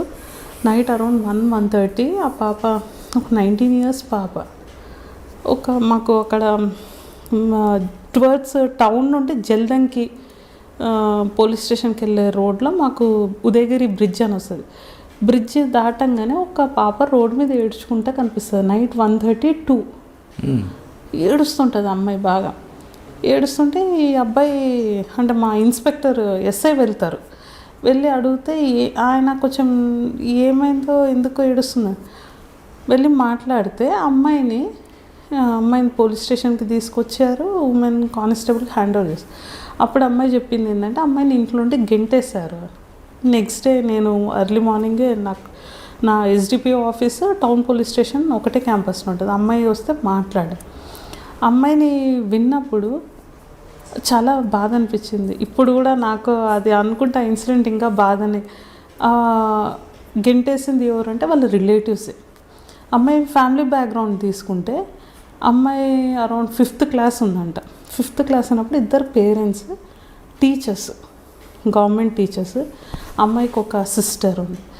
అప్పుడు ఏదో ఎలక్షన్ డ్యూటీకి వీళ్ళ ఫాదర్ మదర్ ఈ అమ్మాయి వాళ్ళ సిస్టర్ అందరు ఎలక్షన్ స్టాఫ్ అందరు కలిసి ఒక సమ్ వెహికల్లో వెళ్తున్నారంట. వెళ్తుంటే దానికి పెద్ద యాక్సిడెంట్ అయిందంట సార్. అప్పట్లో యాక్సిడెంట్ అయిపోయి ఆ వెహికల్లో ఉన్న వాళ్ళందరూ చనిపోవడం జరిగింది. ఈ అమ్మాయి ఒక్కతి బతికింది. ఈ అమ్మాయి బ్రతకడం అంటే ఈ అమ్మాయి కోమాలోకి వెళ్ళిపోయింది. యాక్చువల్గా shows in coma for 1 year అంట మన గవర్నమెంట్ నెల్లూరు హాస్పిటల్. దాని నుండి బయటపడి సర్వైవ్ అయిన ఒక అమ్మాయి. ఈ అమ్మాయి తక్కిన వాళ్ళందరూ చనిపోయారు. ఆ బస్సులో ఎంతమంది స్టాఫ్ ఉన్నారో అంతమంది చనిపోయారు అని చెప్పింది అమ్మాయి. తర్వాత మాకు తెలిసింది ఏంటంటే ఈ అమ్మాయిని వాళ్ళ రిలేటివ్సే పెంచుకున్నారు. ఇద్దరు పేరెంట్స్ గవర్నమెంట్ ఎంప్లాయీస్. కానీ వాళ్ళు ఏమి ఈ అమ్మాయికి ప్రాపర్ ఫుడ్ కానీ, ఈ అమ్మాయి పెద్దగా అయిపోయింది, 19 years వచ్చేసినాయి. ప్రాపర్ ఫుడ్ కానీ ప్రాపర్ కేర్ తీసుకోవడం కానీ ఎడ్యుకేషన్ ఏదో నామినల్గా అంతే. ఈ అమ్మాయికి 18 years రాగానే ఈ అమ్మాయివన్నీ వాళ్ళు తీసుకొని ఈ అమ్మాయిని ఇంట్లో నుండి పంపించడం. అప్పుడు ఈ అమ్మాయి మా దగ్గరకు వచ్చినప్పుడు మేము కేసు హ్యావ్ టేకన్ అప్, పర్సనల్గా కేసు తీసుకున్నాం సార్. తీసుకొని ఐ డెల్ట్ వెరీ పర్సనల్లీ. ఈ అమ్మాయికి రావాల్సిన బెనిఫిట్స్ కూడా లోకల్ ఎంఆర్ఓతో మాట్లాడాము. Then I spoke to RDO garu. ఈ అమ్మాయికి రావాల్సిన బెనిఫిట్స్, జాబ్ కూడా వచ్చింది అమ్మాయికి. తర్వాత వాళ్ళ పేరెంట్స్ది ఆన్ డ్యూటీ చనిపోయారు కాబట్టి now she is working also. వాడు జనరల్గా కావాలి ఆ ఏరియాలో 2 రకాల క్రైమ్ కనిపిస్తుంటుంది. ఒక పిట్టరగుంట, కప్పరాల తిప్ప ఆ బ్యాచ్ ఉంటుంది. తర్వాత ఫేక్ గోల్డ్ అని ఈ కేసులు ఈ ప్యాటర్న్ మీరు ఫేస్ చేశారా? చాలా హెడేక్ అది. ఫస్ట్ ఛాలెంజింగ్ అంటే కావలి పోస్టింగ్ అంటేనే మనకి బిట్రగుంట, కప్రాల తిప్ప, బోగోల్ మండల్ అంటేనే చాలా ఛాలెంజింగ్ మనకి. నేను తిప్ప గ్యాంగ్ అనేది అక్కడ చేరు కానీ మిగతా అన్ని ప్రాంతాలు అంటే వాళ్ళకి అది ఒక అండర్స్టాండింగ్. మాకు అక్కడ చదివిన ప్యాటర్న్ నాకు అర్థమైంది. మీకు వస్తుంది బిట్రగుంట వచ్చేసి కప్రాల తిప్ప, కావలి తిప్ప గ్యాంగ్ అంటారు. నోటోరియస్. కానీ ఆ తిప్ప విలేజ్లో లోకల్ పోలీస్ సపోర్ట్తోనే అక్కడ జరుగుతుంటుంది. మిగతా పోలీసులు బయట నుంచి పోలీసులు ఎవరు వచ్చినా ఈ లోకల్ పోలీసులు సపోర్ట్ చేయరు అనేది ఒక వార్త ఉందండి. అది ముందు ఉండేది. నేను వెళ్ళిన టైంలో సార్ నేను ఎవ్రీ 2 monthsకి కార్డనెన్స్ సర్చ్ చాలా చేశాను. మేము ఒక 200 members ఆర్మ్డ్ ఫోర్స్ని పెట్టించి కార్డనెన్స్ సర్చ్. దానివల్ల నా మీద కూడా అటాక్ జరిగింది సార్. ఎప్పుడు అంటే ఏప్రిల్ 14th 2013 మేజర్ అటాక్ అయింది నాకు ఈ తిప్ప గ్యాంగ్. దాంట్లో మా పోలీస్ వాళ్ళు కూడా ఇన్ఫర్మేషన్ ఇచ్చారు నా మూమెంట్. అంటే వాళ్ళ ఎంఓ ఏంది అంటే మీరు అన్నట్టు ఆ డిస్టిక్లో చెయ్యరు, డిస్టిక్ ఆ మండలే కాదు, జిల్లా ఆ డిస్టిక్లో ఎటువంటి అఫెన్స్ చేయరు. వాళ్ళు డిసెంబర్ మంత్లో మాత్రం ఆడికొచ్చేస్తారు. వాళ్ళు ఎక్కడెక్కడనో చేస్తారు, బాంబే, గోవా, ఇంకా బెంగళూరు, చెన్నై అన్ని ప్లేసెస్లో చేసి డిసెంబర్ మంత్కి వచ్చేస్తారు. కానీ వాళ్ళ ఇంట్లలో ప్రతి ఇంట్లో ఒక పెద్ద డాగ్ పెంచుకుంటారు, సీసీ కెమెరాస్ ఉంటాయి వాళ్ళకి, ప్రతి మూమెంట్ తెలుస్తుంది మనకి. మీకు ఆర్డినెన్స్ సెర్చ్ చేయాలంటే కూడా చాలా ఛాలెంజింగ్ ఉండే నాకు స్టార్టింగ్లో, చాలా అంటే చాలా ఛాలెంజ్ అది మాకు. తిప్ప గ్యాంగ్ మీ మీద ఎలా దాడి చేశారు వాళ్ళు? మాది వచ్చి అప్పటికే నేను గంజాయి కేసులు పెట్టేదాన్ని సార్, చాలా పెట్టేదాన్ని. నెక్స్ట్ ఆర్మ్స్ యాక్ట్ పెట్టాను. నేను అక్కడ ఉన్నన్ని రోజులు ఎవరిని సెటిల్మెంట్స్ అవన్నీ నేను ఎంకరేజ్ చేయలేదు సార్ నేను ఎప్పుడు ఎంకరేజ్ చేయలేదు. ఈ ఆపరేషన్ తిప్ప అని చెప్పి ఒకటి టేకప్ చేశాను, చేసి ఇంకా కంటిన్యూస్గా. అయితే అప్పటికి వాళ్ళు ఎలా అంటే సిస్టమ్ అయితే కొంచెం అంటే హయ్యర్ ర్యాంక్లో వాళ్ళు ఎప్పుడు ఇన్వాల్వ్ అవ్వలేదు, కింద వాళ్ళు ఇన్ఫర్మేషన్ ఇస్తారు. నేనేం చేసేదాన్ని అంటే టోల్ ప్లాజా ఉంది బోగోల్కి మనకి వెళ్ళేటప్పుడు, ఆ టోల్ ప్లాజా దగ్గర మఫ్టీలో పెట్టేదాన్ని స్టాఫ్ని. ఎవరు అనేది ఎవరికి, నా స్టాఫ్ ఆ బోగోల్ పోలీస్ స్టేషన్ వాళ్ళకు కూడా తెలియదు. నాకు మూమెంట్స్, వీళ్ళ మూమెంట్స్ వచ్చి పోయేవి అన్ని ఇన్ఫర్మేషన్ మనకి వచ్చేవి. వచ్చిరనగానే ఎవరైనా వచ్చిరనగానే మేము గాంజాయి ఆర్మ్స్ యాక్ట్, ఇంకా అవి తప్పక దిగేటోళ్ళం కాదు, ఖచ్చితంగా గట్టిగా చేసేదాన్ని. అయితే అప్పటికి నా మీద కొంచెం వాళ్ళకి చాలా కోపం కూడా ఉంది, ఎందుకంటే చాలా కేసెస్ పెట్టాం మేము గాంజాయి arms act. April 14th 2013 tribal sub plan implementation ఉంటాయి. కిరణ్ కుమార్ రెడ్డి గారు సీఎం అప్పుడు, వారు వచ్చేసి గూడూరులో సబ్ ప్లాన్ ప్రోగ్రామ్ గూడూరుకి వస్తున్నారు. నాది ఏమైందంటే నన్ను ఒక్కదానికి బందోబస్తు డ్రా చేయలేదు ఆ రోజు, డిస్టిక్లో ఉన్న వాళ్ళందరినీ బందోబస్తుకి డ్రా చేశారు సార్. ఏప్రిల్ 14th అంబేద్కర్ జయంతి, ట్రైబల్ సబ్ ప్లాన్ 2013లో అందరూ ప్రతి ఆఫీసర్ దేవర్ ఇన్ గూడూరు టౌన్లో. మా ఎస్పీ గారు నాకు ఇన్స్ట్రక్షన్స్ ఏమి ఇచ్చారంటే హెడ్ క్వార్టర్స్కి వచ్చి హెడ్ క్వార్టర్స్ నుండి మానిటర్ చేయమన్నారు, నెల్లూరు హెడ్ క్వార్టర్స్. మన మూమెంట్స్ అన్నీ పోలీస్ స్టేషన్స్లో తెలిసిపోతాయి. నేను ఆ రోజు చేసిన మిస్టేక్ ఏంటంటే I didn't carry my weapon. ఖచ్చితంగా మనం కావాలి, కొన్ని ఏరియాస్లో వెపన్ క్యారీ చేయాలి, గన్మెన్ ఉండాల్సిన ప్లేసెస్ ఇవి. నేను ఐ వాజ్ వెరీ ఇంత ఆలోచించాలి. అప్పటికే చెప్తా ఉన్నారు వీళ్ళు తిప్ప వాళ్ళు చాలా అగ్రెసివ్గా ఉన్నారు మీ మీద అనేసి, ఎందుకంటే ఇలిసిట్ లిక్కర్లు పలగొట్టేదాన్ని. ఫస్ట్ పోస్టింగ్ కదా, ఆ కుండలు బాగా వేయడాలు అన్నీ అట్లా చేసేదాన్ని. ఎక్కువ ఫోకస్ ఉండేది నాకు దాని మీద. వేరే స్టేట్స్ నుండి వచ్చి రికవరీకి వచ్చేటప్పటికి అరే మన దగ్గరకు వచ్చి వీళ్ళు రికవరీ తీసుకొని పోతున్నారు, మనం కంట్రోల్ చేయాలి కదా, దాంట్లో ఎక్కువ ఉండేదాన్ని నేను. నేను ఆ రోజు మఫ్టీలో ఉన్నాను, ప్లస్ వెపన్ కూడా నేను ఆఫీస్లోనే పెట్టాను. నా గన్ మ్యాన్, నేను డ్రైవర్ ఎక్కువ ఫోర్స్తో కూడా పోలేదు. నేను మార్నింగ్ నేను టౌన్ నుండి బయలుదేరే టైమింగ్స్ ఇన్ఫామ్ చేసేసారు. నేను నెల్లూరు టౌన్ నుండి అరౌండ్ 2:33కి రిటర్న్ అవుతున్నాను. కరెక్ట్గా ఏమంటారు సార్, మన బోగోలు నెల్లూరు టౌన్ ఎంట్రీ మధ్యలో వాళ్ళు ఒక లారీ దగ్గర, యాక్చువల్గా వాళ్ళు వేరే అఫెన్స్ చేస్తుంటే ఏదో అఫెన్స్ జరుగుతున్నట్టయితే మాకు కూడా కనిపించింది. సరే అని మేము వెహికల్ స్లో అయ్యే లోపల వాళ్ళు కూడా మా వెహికల్ని అబ్జర్వ్ చేసి ఫస్ట్ ఒక రాయి విసిరేశారు మా మీదికి డైవర్షన్ కోసం. అవతల నుండి రాయి విసిరేసే లోపల మా డ్రైవర్ ఏం చేశాడు, వెహికల్ని తిప్పేశాడు, అది పోయి కింద పడే లోపల మా గన్మ్యాన్ నా దగ్గర ఉండాల్సిన వాడు వీళ్ళని చేజ్ చేసుకుంటా అవతల సైడ్కి వెళ్ళిపోయారు. అబ్బాయిని మాత్రం అంటే నేను మెయిన్ రోడ్డు మీదకి వచ్చేసి నిలబడాను. ఈ అబ్బాయి ఎవరైతే గన్మ్యాన్ ఉన్నాడో చేజ్ చేశారు. అబ్బాయిని రాయి తీసుకొని ముక్కు బలగొట్టేసి వాళ్ళు చాలా హీనియస్గా బిహేవ్ చేస్తారు. వాళ్ళు అంత దయాదాక్షిణాలు కూడా ఉండవు వాళ్ళకి. నాకేమో ఈ అబ్బాయి అసలుకి నా దగ్గర ఉండాల్సినోడు పోయి వాళ్ళ చేతిలో చిక్కుకున్నాడు. కానీ అబ్బాయి కొంచెం హైట్ పర్సనాలిటీ ఉంటుంది సార్. రాయి తీసుకొని ఫట్ట కొట్టారు. దాంట్లో వాళ్ళు ఇద్దరు పారిపోయారు. నేను మెయిన్ రోడ్ మీద ఉన్నాను. నన్ను వేరే డాబా ఓనర్స్ వాళ్ళు చూశారు. మా డ్రైవర్ నాతో ఉన్నారు, కానీ బండి వెళ్ళిపోయి ఇరుక్కుంది కింద. ఆ బండి బయటికి రావటం లేదు. తర్వాత పబ్లిక్ కూడా వచ్చారు. వాళ్ళు అందరం కలిసి అటు సైడ్ వెళ్ళాం, దొరకలేదు. నా గన్మ్యాన్ కొంచెం సీరియస్గా ఉండే, తీసుకొని నెల్లూరు టౌన్లో అడ్మిట్ చేయడం జరిగింది. నెక్స్ట్ మాత్రం మళ్ళీ పెద్ద కార్డనెన్స్ సెర్చ్ చేసి అందరినీ తీసుకొని రావడం జరిగింది. అసలు వదలలేదు సార్ మేము, దొరికిన వాళ్ళు దొరికినట్టు. తర్వాత కాల్ డీటెయిల్స్ పెట్టాము, అసలు ఎవరు ఇన్వాల్వ్ అయ్యారు ఆ రోజు, ఎవరెవరు. అప్పుడు మాకు తెలిసింది ఏంటంటే నా హెడ్ కానిస్టేబుల్, అంటే అక్కడ ఉన్న హెడ్ కానిస్టేబుల్, వాళ్ళ మీద కూడా నేను దయాదాక్షిణాలు చూపించలేదు. ఎందుకంటే నేను ఆడ డివైడర్ మీదకి వచ్చి పోలీస్ స్టేషన్ సెట్లో పోలీస్ స్టేషన్ వాళ్ళకి చెప్తున్నాను, అందరికీ ఇన్ఫామ్ చేస్తున్నాను ఇట్లా అయింది రండి అంటే. పోలీస్ స్టేషన్ నుండి నాకు దగ్గరున్న police station only Bogole police station, Bitragunta ఒక్కటే నాకు ఇమీడియట్గా రెస్క్యూ చేయాలంటే. కావలి చాలా లాంగ్, నా క్యాంప్ ఆఫీస్ లాంగ్, రెస్పాన్స్ ఇవ్వలేదు.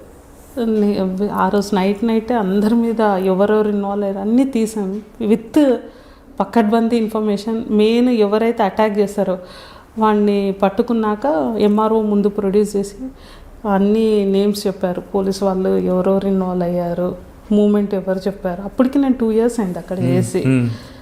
ఇంకా అందరి మీద అయితే యాక్షన్ గట్టిగా తీసుకున్నాము ఎస్పీ గారు. అంటే మేము కూడా ఒకసారి ఫేస్ చేశానండి. కవరేజ్కి వెళ్ళినప్పుడు కూడా వాళ్ళు ఏం చేస్తారంటే మన అటెన్షన్ డైవర్షన్ చేస్తారు వాళ్ళు మన మీద. అంటే మీరు పోలీస్ కాబట్టి డైరెక్ట్ అటాక్ చేశారు, లేదా వేరే పోలీసులు కానీ మీడియా వెళ్తే వీళ్ళు మా మహిళలు స్నానం చేస్తుంటే చూశారని, వీడియో తీశారని రకరకాల క్రియేట్ చేసి మనల్ని డిస్టర్బ్ చేస్తుంటారు. మరి వాళ్ళని రిఫార్మ్ చేయాలని ఏమైనా ప్రయత్నం చేశారా? రిఫార్మ్ అంటే వాళ్ళ పిల్లల గురించే కొంచెం ఆలోచించిండే మేము. వాళ్ళైతే మనము కష్టము. రిఫార్మ్ అంటే అసలు నాకు అప్పుడు చాలా కోపం ఉండేది వీళ్ళ మీద, అంతే. ఇంకా కోపం అంటే ఇంత తప్పుడు పని చేస్తున్నాం, మెయిన్గా వాళ్ళ పిల్లల గురించి ఆలోచించేవాళ్ళం. కానీ వాళ్ళు ఏంటంటే వాళ్ళ పిల్లలు అక్కడ ఎవ్వరు ఉండరు, మంచి హయ్యర్ ఎడ్యుకేషన్. అసలుకి మన ఏపీలో ఎవ్వరు ఉండరు, అందరు పిల్లలు మంచిగా చెన్నై, బెంగళూరు మంచి రెసిడెన్షియల్ స్కూల్స్, కాలేజెస్లో చదువుతూ ఉంటారు. అంటే ఈ కప్పరాల తిప్ప గ్యాంగ్ కాకుండా కావలి సబ్ డివిజన్ ఉన్నప్పుడు ఇంకొక ఇష్యూ ఉంటుందండి, ఈవ్ టీజింగ్. అటువంటి వచ్చినప్పుడు మీరు వాళ్ళు ఎలాగ డీల్ చేస్తారండి? ఈవ్ టీజింగ్ మీరు అన్నది ఎక్కడైనా అది ప్రాబ్లమే, నాట్ ఓన్లీ కావాలని కాదు కానీ కొంచెం ఎక్కువ కనిపిస్తుంటుందండి. ఈవ్ టీజింగ్ వచ్చేటప్పటికి నేను తీసుకున్న మెయిన్ చర్య ఏంటంటే పెట్రోలింగ్. నేను మార్నింగ్ టౌన్ అంతా తిరిగేదాన్ని. నేను తిరుగుతున్నా అని చెప్పేసి ఖచ్చితంగా ఇన్స్పెక్టర్స్, ఎస్ఐలు, ఈ పార్క్స్, స్కూల్స్ వదిలే టయానికి, వెళ్ళే టయానికి, బస్ స్టాప్స్ పర్సనల్గా మేము తిరిగే వాళ్ళము. వాళ్ళు ఇంకా మాకు వీళ్ళు ఎవరైతే ఈవ్ టీజింగ్ స్టూడెంట్స్ అంటే నేనేం చేస్తాను అంటే 498A కోసం ఒక కమిటీ, ఫ్యామిలీ కౌన్సిలింగ్ కమిటీ ఒకటి అరేంజ్ చేసుకునండి నా పోస్టింగ్లో, కావలిలో. ఆ కమిటీ ఏంటి అంటే పోలీస్ వాళ్ళం ఎవరు ఉండం దాంట్లో. ఫ్యామిలీ కౌన్సిలింగ్ కమిటీ 12లో ఫామ్ చేసుకున్నాను. దాంట్లో మెయిన్గా రిటైర్డ్ టీచర్స్ని పెట్టుకున్నాను నేను. బాగా మంచి కాలేజెస్, యూనివర్సిటీస్ ఉన్నారు, దాని నుండి మంచి ఎక్స్పర్ట్స్, సైకాలజిస్టులు బయటకు వచ్చిన వాళ్ళని ఆ కౌన్సిలింగ్లో మెంబర్స్గా పెట్టుకున్నాను నేను. వాటితో పాటు నేను మన కావలి ఏరియా హాస్పిటల్లో సూపరింటెండెంట్ కానీ హాస్పిటల్ డాక్టర్స్ని కూడా నేను ఒక కమిటీ లాగా ఫామ్ చేసి తీసుకున్నాను. కొంతమంది రిలీజియస్ హెడ్స్ వాళ్ళని కూడా రిక్వెస్ట్ చేసుకున్నాం, ముస్లిం ఆల్ రిలీజియస్ హెడ్స్ వాళ్ళ దగ్గరికి పిల్లల్ని పంపించేవాళ్ళం కౌన్సిలింగ్ చేసి. తర్వాత వాళ్ళు మాట్లాడినాక మేము చట్టం ఏంది అనేది కూడా చెప్తుండే. అంటే పిల్లలు మీరు ఇట్లా ఈవ్ టీజింగ్ అయ్యి ఒక క్రిమినల్ కేసులో ఇరుక్కుంటే మీ కెరియర్ ఏమవుతుంది అనేది we use to tell them. Police స్టేషన్లో మీరు కూర్చున్నప్పుడు ఒక మహిళ మీ దగ్గరకు వచ్చి నన్ను పలానా వ్యక్తి బాగా వేధిస్తున్నాడు, మమ్మల్ని బయటికి వెళ్తే చంపుతా అంటున్నాడు, లేదా ఇంకా యాసిడ్ దాడి చేస్తున్నాడని కంప్లైంట్ ఇచ్చినప్పుడు ఆ వ్యక్తిని పట్టుకుంటే ఆ వ్యక్తిని చూడగానే యాజ్ ఎ లా ఏం చెప్తుంది దాని ప్రకారం మీరు ఆయన్ని అరెస్ట్ చేస్తారా, లేదు ఒక సాటి మహిళగా కోపం చూపించి? అంటే ఇట్స్ అ కాంబినేషన్ బోత్. అంటే మహిళగా కూడా మాకు తెలియకుండానే ఆ స్పందన వస్తుంది. అది మేము కవర్ చేసుకోలేము. ఏ కేసు విన్నా చూపిస్తారు. అంటే మహిళది కూడా కనిపిస్తుంది, కానీ చాలా ఫర్మ్గా ఉంటామండి పోలీస్ ఆఫీసర్ కాబట్టి. ఈ ఆపర్చునిటీ ఎవరికి రాదు. పోలీస్ ఆఫీసర్గా లా ఏదుందో అదే ఇంప్లిమెంటేషన్ అల్టిమేట్. నెక్స్ట్ కావాలి తర్వాత ఎక్కడికి వచ్చారు? అంటే కావలిలో కూడా నాకు టెరైన్ అంతా వేరే కదా సార్. ఒక సైడ్ అంతా బే ఆఫ్ బెంగాల్, సీషోర్, ఆడ ఫిషర్మ్యాన్ కమ్యూనిటీ అంటే కూడా మన వేరే కంట్రీ నుండి, దెన్ వేరే శ్రీలంక నుంచి వస్తుంటారు కదా. బే ఆఫ్ బెంగాల్ షోర్ ఒక సైడ్, ఇంకొక side pure Andhra, well flourished Andhra ఉంటుంది. ఇంకా మనం ముందుకు వెళ్ళేటప్పుడు అంటే వింజమూరు నుండి పైకి వెళ్ళే కొంది, వింజమూరు, దెన్ దుత్తలూరు, ఉదయగిరి, కలిగిరి, ఎస్ఆర్పురం వెళ్తే ఒక సైడ్ అంతా మనకి కడప కల్చర్ ఉంటుంది. రైట్ సైడ్ అంతా కడప, లెఫ్ట్ సైడ్ అంతా మనకి ప్రకాశం. ఇట్స్ డిఫరెంట్ కాంబినేషన్స్ సార్ కావాలి. అంటే క్రైమ్ పొలిటికల్ మోటివేట్ కూడా ఎక్కువ ఉంటుంది కదండి. పొలిటికల్గా నేను అక్కడ జనరల్ ఎలక్షన్స్ చాలా ఫేర్గా చేశాను సార్. నాకు అది ఒక నేమ్ అక్కడ. చాలా అంటే కరెక్ట్ టైంలో ఆడ జనరల్ ఎలక్షన్స్ కూడా నేను గట్టిగానే చేశాము. బై ఎలక్షన్స్ హోల్డ్ చేశాను యాజ్ అన్ ఆఫీసర్. బాగానే హోల్డ్ చేసుకున్నాను. అంటే మీకు కావాలో చాలా ఎక్స్పీరియన్స్ వచ్చింది. చాలా సార్, మర్చిపోరు ఇంకా? మర్చిపోలేదు. చాలా. కావాలి తర్వాత ఎక్కడికి వచ్చారండి? తర్వాత నేను సిఐడి నుండి నేను నెక్స్ట్ సిఐడిలో ఎంతకాలం పనిచేశారు? సిఐడిలో ఆల్మోస్ట్ 4 years. ఏం చేస్తారండి? నేను సిఐడిలో కూడా ఉమెన్ ప్రొటెక్షన్ సెల్లో మెయిన్, అంటే మా ఎక్కువ ఫోకస్ కూడా నేను క్రైమ్ అగెన్స్ట్ చిల్డ్రన్ మీదనే చేశాను. అచ్చా, మహావీర్ హాస్పిటల్ ఆపోజిట్ చీఫ్ ఆఫీస్లో? చీఫ్ ఆఫీస్లో కూడా కాదు, మహావీర్ హాస్పిటల్కి ఆపోజిట్ ఏసీ గార్డ్స్లోనే ఉండేది. అదే కల్పనా నాయక్ గారు అప్పుడు? లేదు, నా టయానికి వచ్చేటప్పటికి పివి సునీల్ కుమార్ సార్ వచ్చారా? PV Sunil Kumar sir his IG, Ramana Kumar sir is SP. Same team వచ్చింది. నేను సిఐడి రిపోర్ట్ చేయగానే they have taken me for women protection sir. Okay, అక్కడ నుండి నెక్స్ట్ నేను అంటే బైఫర్కేషన్ ఫైనల్ అలొకేషన్లో నేను 2018కి తెలంగాణకు వచ్చాను. బీయింగ్ ఎ నేటివ్ ఆఫ్ తెలంగాణకు వచ్చాను. 2 months నేను తెలంగాణ సిఐడిలో చేశాను. My first posting in Telangana I can say Cyberabad. Promotion తీసుకొని అడిషనల్ ఎస్పీ. ఓకే, సైబరాబాద్ జనరల్గా వచ్చారు కాబట్టి ఇప్పుడు మీరు చూస్తున్న టీంలో కోర్టుకి సంబంధించిన కేసు చూస్తున్నారా, ఇంకా వేరే కేసులను చూస్తున్నారు? సార్ మాది వచ్చేటప్పటికి నేను అడిషనల్ డిసిపి క్రైమ్ రిలేటెడ్ అంటే crime against women and children cases కూడా చూస్తాం. అంటే right from FIR till conviction అది చూస్తాను. సమ్ అదర్ వర్క్స్ కూడా మేము చూస్తాము. మెయిన్గా ఇక్కడ ఫోకస్ అంతా I'm incharge for court monitoring cell. సాధారణంగా కోర్టు మానిటరింగ్ అన్నది కోర్టు కానిస్టేబుల్ చూస్తారు, SHO చూసుకుంటారు, కానీ ఒక అడిషనల్ DCP స్థాయి అధికారి దాని మీద ఫోకస్ చేయడం వెనక కారణం ఏమనుకుంటారు సార్? ఇక్కడ నేను జాయిన్ అయినప్పుడు మా సిపి సజ్జనా సార్ సచ్ రిఫార్మేటివ్, ఇంకా చాలా హ్యూమన్ టచ్ ఉన్న ఆఫీసర్ సార్. ఇలాంటి ఆఫీసర్ దగ్గర కూడా మేము పనిచేయడం బ్లెస్డ్ అనే ఫీల్ అవుతాం. ఛార్జ్ తీసుకున్నాక సార్ క్రైమ్స్ కదా, you take care of women and children cases అన్నాక సార్ ఇచ్చిన ఇన్స్ట్రక్షన్ ఏంటంటే పెండింగ్ ట్రయల్ కేసెస్ చూడు, crime against women and children. Pending trial అంటే మోస్ట్ నెగ్లెక్టెడ్ మాకు. ఇది మేము ఈ కోర్ట్ మానిటరింగ్ సెల్ 2018 సెప్టెంబర్లో ఫుల్ ఫ్లెడ్జ్గా రన్ అవ్వడం స్టార్ట్ అయింది. అప్పుడు మేము కొన్ని పోలీస్ స్టేషన్స్ని సెలెక్ట్ చేసుకొని రివ్యూ స్టార్ట్ చేసినప్పుడు చూశాను చాలా కేసెస్లో అంటే సీనియర్ లెవెల్లో సూపర్విజన్ లేదు. సో ఎప్పుడైతే సార్ నోటీస్లో పెట్టినప్పుడు సార్ ఎలా మానిటరింగ్ చేద్దామా అని అన్నాడు. సో వి ప్లాన్ డైలీ మాకు ఇన్ఫర్మేషన్ రావాలి. సైబరాబాద్ ఇస్ అగైన్ పెద్ద వాస్ట్ సార్. మాకు 3 డిస్ట్రిక్ట్ కోర్ట్స్ ఉన్నాయి ఇక్కడ, 1 డిస్ట్రిక్ట్ కోర్ట్ కాదు.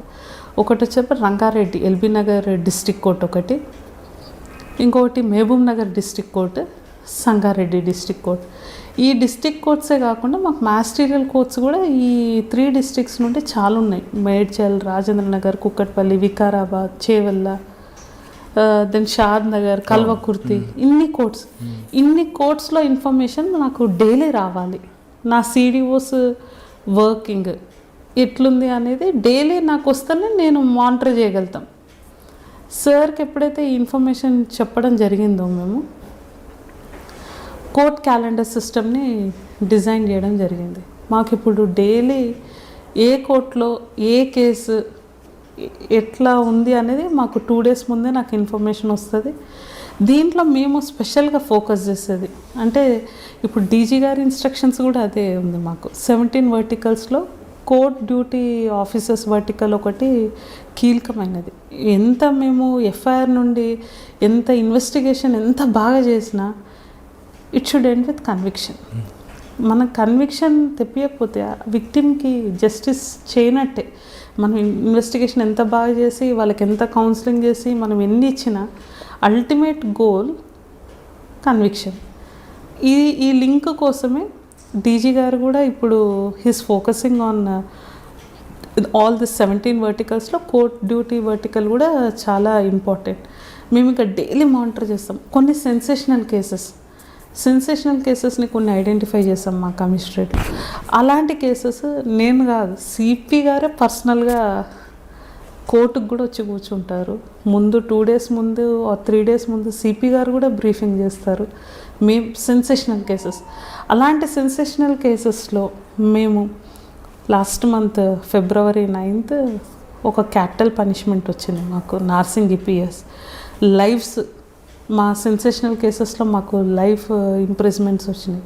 ఇంకా కొన్ని క్యాలెండర్స్లో మేము ఇంపార్టెంట్ అంటే below 12 years victim age below 12 years ఉంటే అవి ఇంపార్టెంట్ కేసెస్ కింద అవి పర్సనల్గా నా లెవెల్లో మానిటర్ చేసుకుంటాం.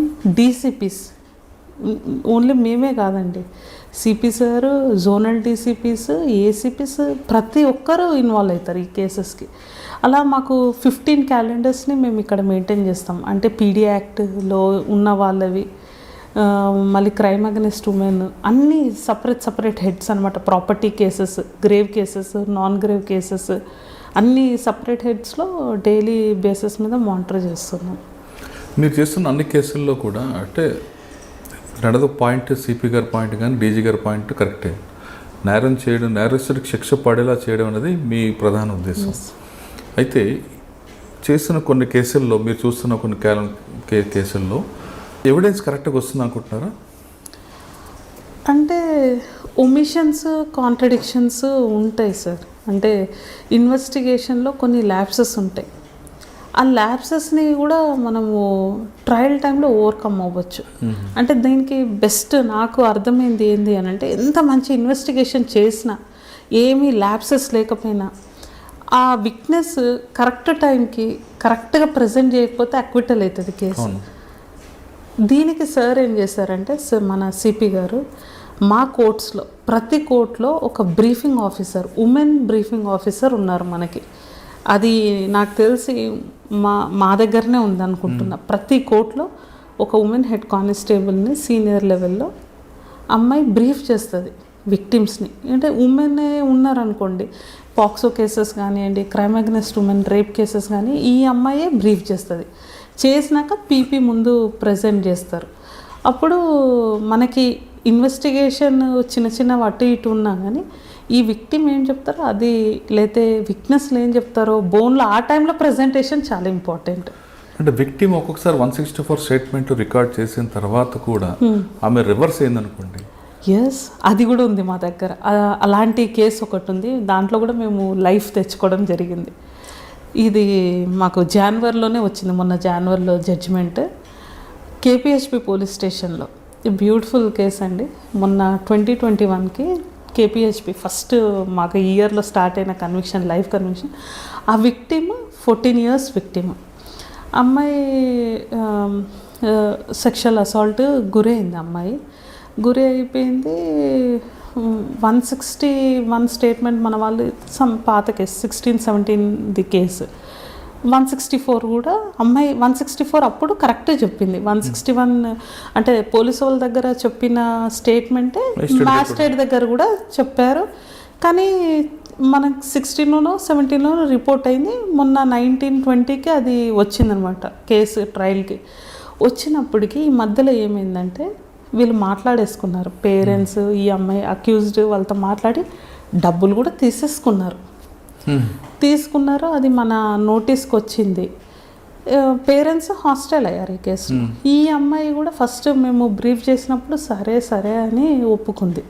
కానీ అమ్మాయికి మళ్ళీ మా దగ్గర ఉన్న బ్రీఫింగ్ ఆఫీసర్స్, కన్సర్న్ సిపి గారు అందరం మాట్లాడడం జరిగింది అమ్మాయితో. మాట్లాడినాక కూడా అమ్మాయి ఏం చేసిందంటే అప్పుడు 50-50 మైండ్తో ఉంది అమ్మాయి. డబ్బులు తీసేసుకున్నా కదా వాడి దగ్గర, మళ్ళీ వెళ్ళి చెప్తే ఏమవుతుంది అని పేరెంట్స్ భయం పెట్టారు అమ్మాయికి. పాక్సో కేసెస్ మేము వదలటం లేదండి. మేము వాళ్ళు డబ్బులు తీసుకున్నా మళ్ళీ మన కాన్ఫిడెన్స్లోకి తీసుకుంటున్నాం. అమ్మాయి కోర్టులోకి వెళ్ళిపోయి 161కి అగెనిస్ట్గా చెప్పేసింది. అయ్యో. చెప్తే మా పీపీ గారు ప్రజెంట్ మాకు ఉన్నారు సార్. పీపీ గారు ఏం చేస్తారు, రీఎగ్జామినేషన్, అమ్మాయి హాస్టల్ అయింది కదా, 164 బేస్ చేసుకొని రీఎగ్జామినేషన్ చేశారు. అప్పుడు మొత్తం ఎట్టుందో అట్లా చెప్పడం జరిగింది. ఆ కేసులో ఎందుకంటే మాకు సైంటిఫిక్ ఎవిడెన్స్ కూడా బాగా బలంగా ఉండడం వలన లైఫ్ పడింది. అట్లాంటివి చాలా కేసెస్ ఉన్నాయి. ఇప్పుడు కూడా కొన్ని కేసెస్ ఇట్లా ఒక అమ్మాయి జయదిరుగుట్టది కూడా, ఆ అమ్మాయి అమ్మాయి 13-14 years ఏజ్ ఉన్నప్పుడు సెక్షువల్ అసాల్ట్కి గురై she become a mother also. అది SC/ST కూడా ఉంది దాంట్లో. అమ్మాయి కోర్టుకు వచ్చినాక నేను చెప్పాను వాడి దగ్గర నేను డబ్బులు తీసుకున్నాను అని చెప్పింది. ఆ రోజు అనుకోకుండా సిపి గారు కూడా మేము కోర్టుకు వెళ్ళాల్సింది వచ్చిండే వేరే వర్క్ మీద. ఈ అమ్మాయి ఉంది, అమ్మాయితో మేము పర్సనల్గా మాట్లాడాము. సిపి సార్ మాట్లాడారు. తర్వాత అమ్మాయిని డీసీపీ బాలనగర్ మేడం దగ్గర కూడా ప్రొడ్యూస్ చేసాము.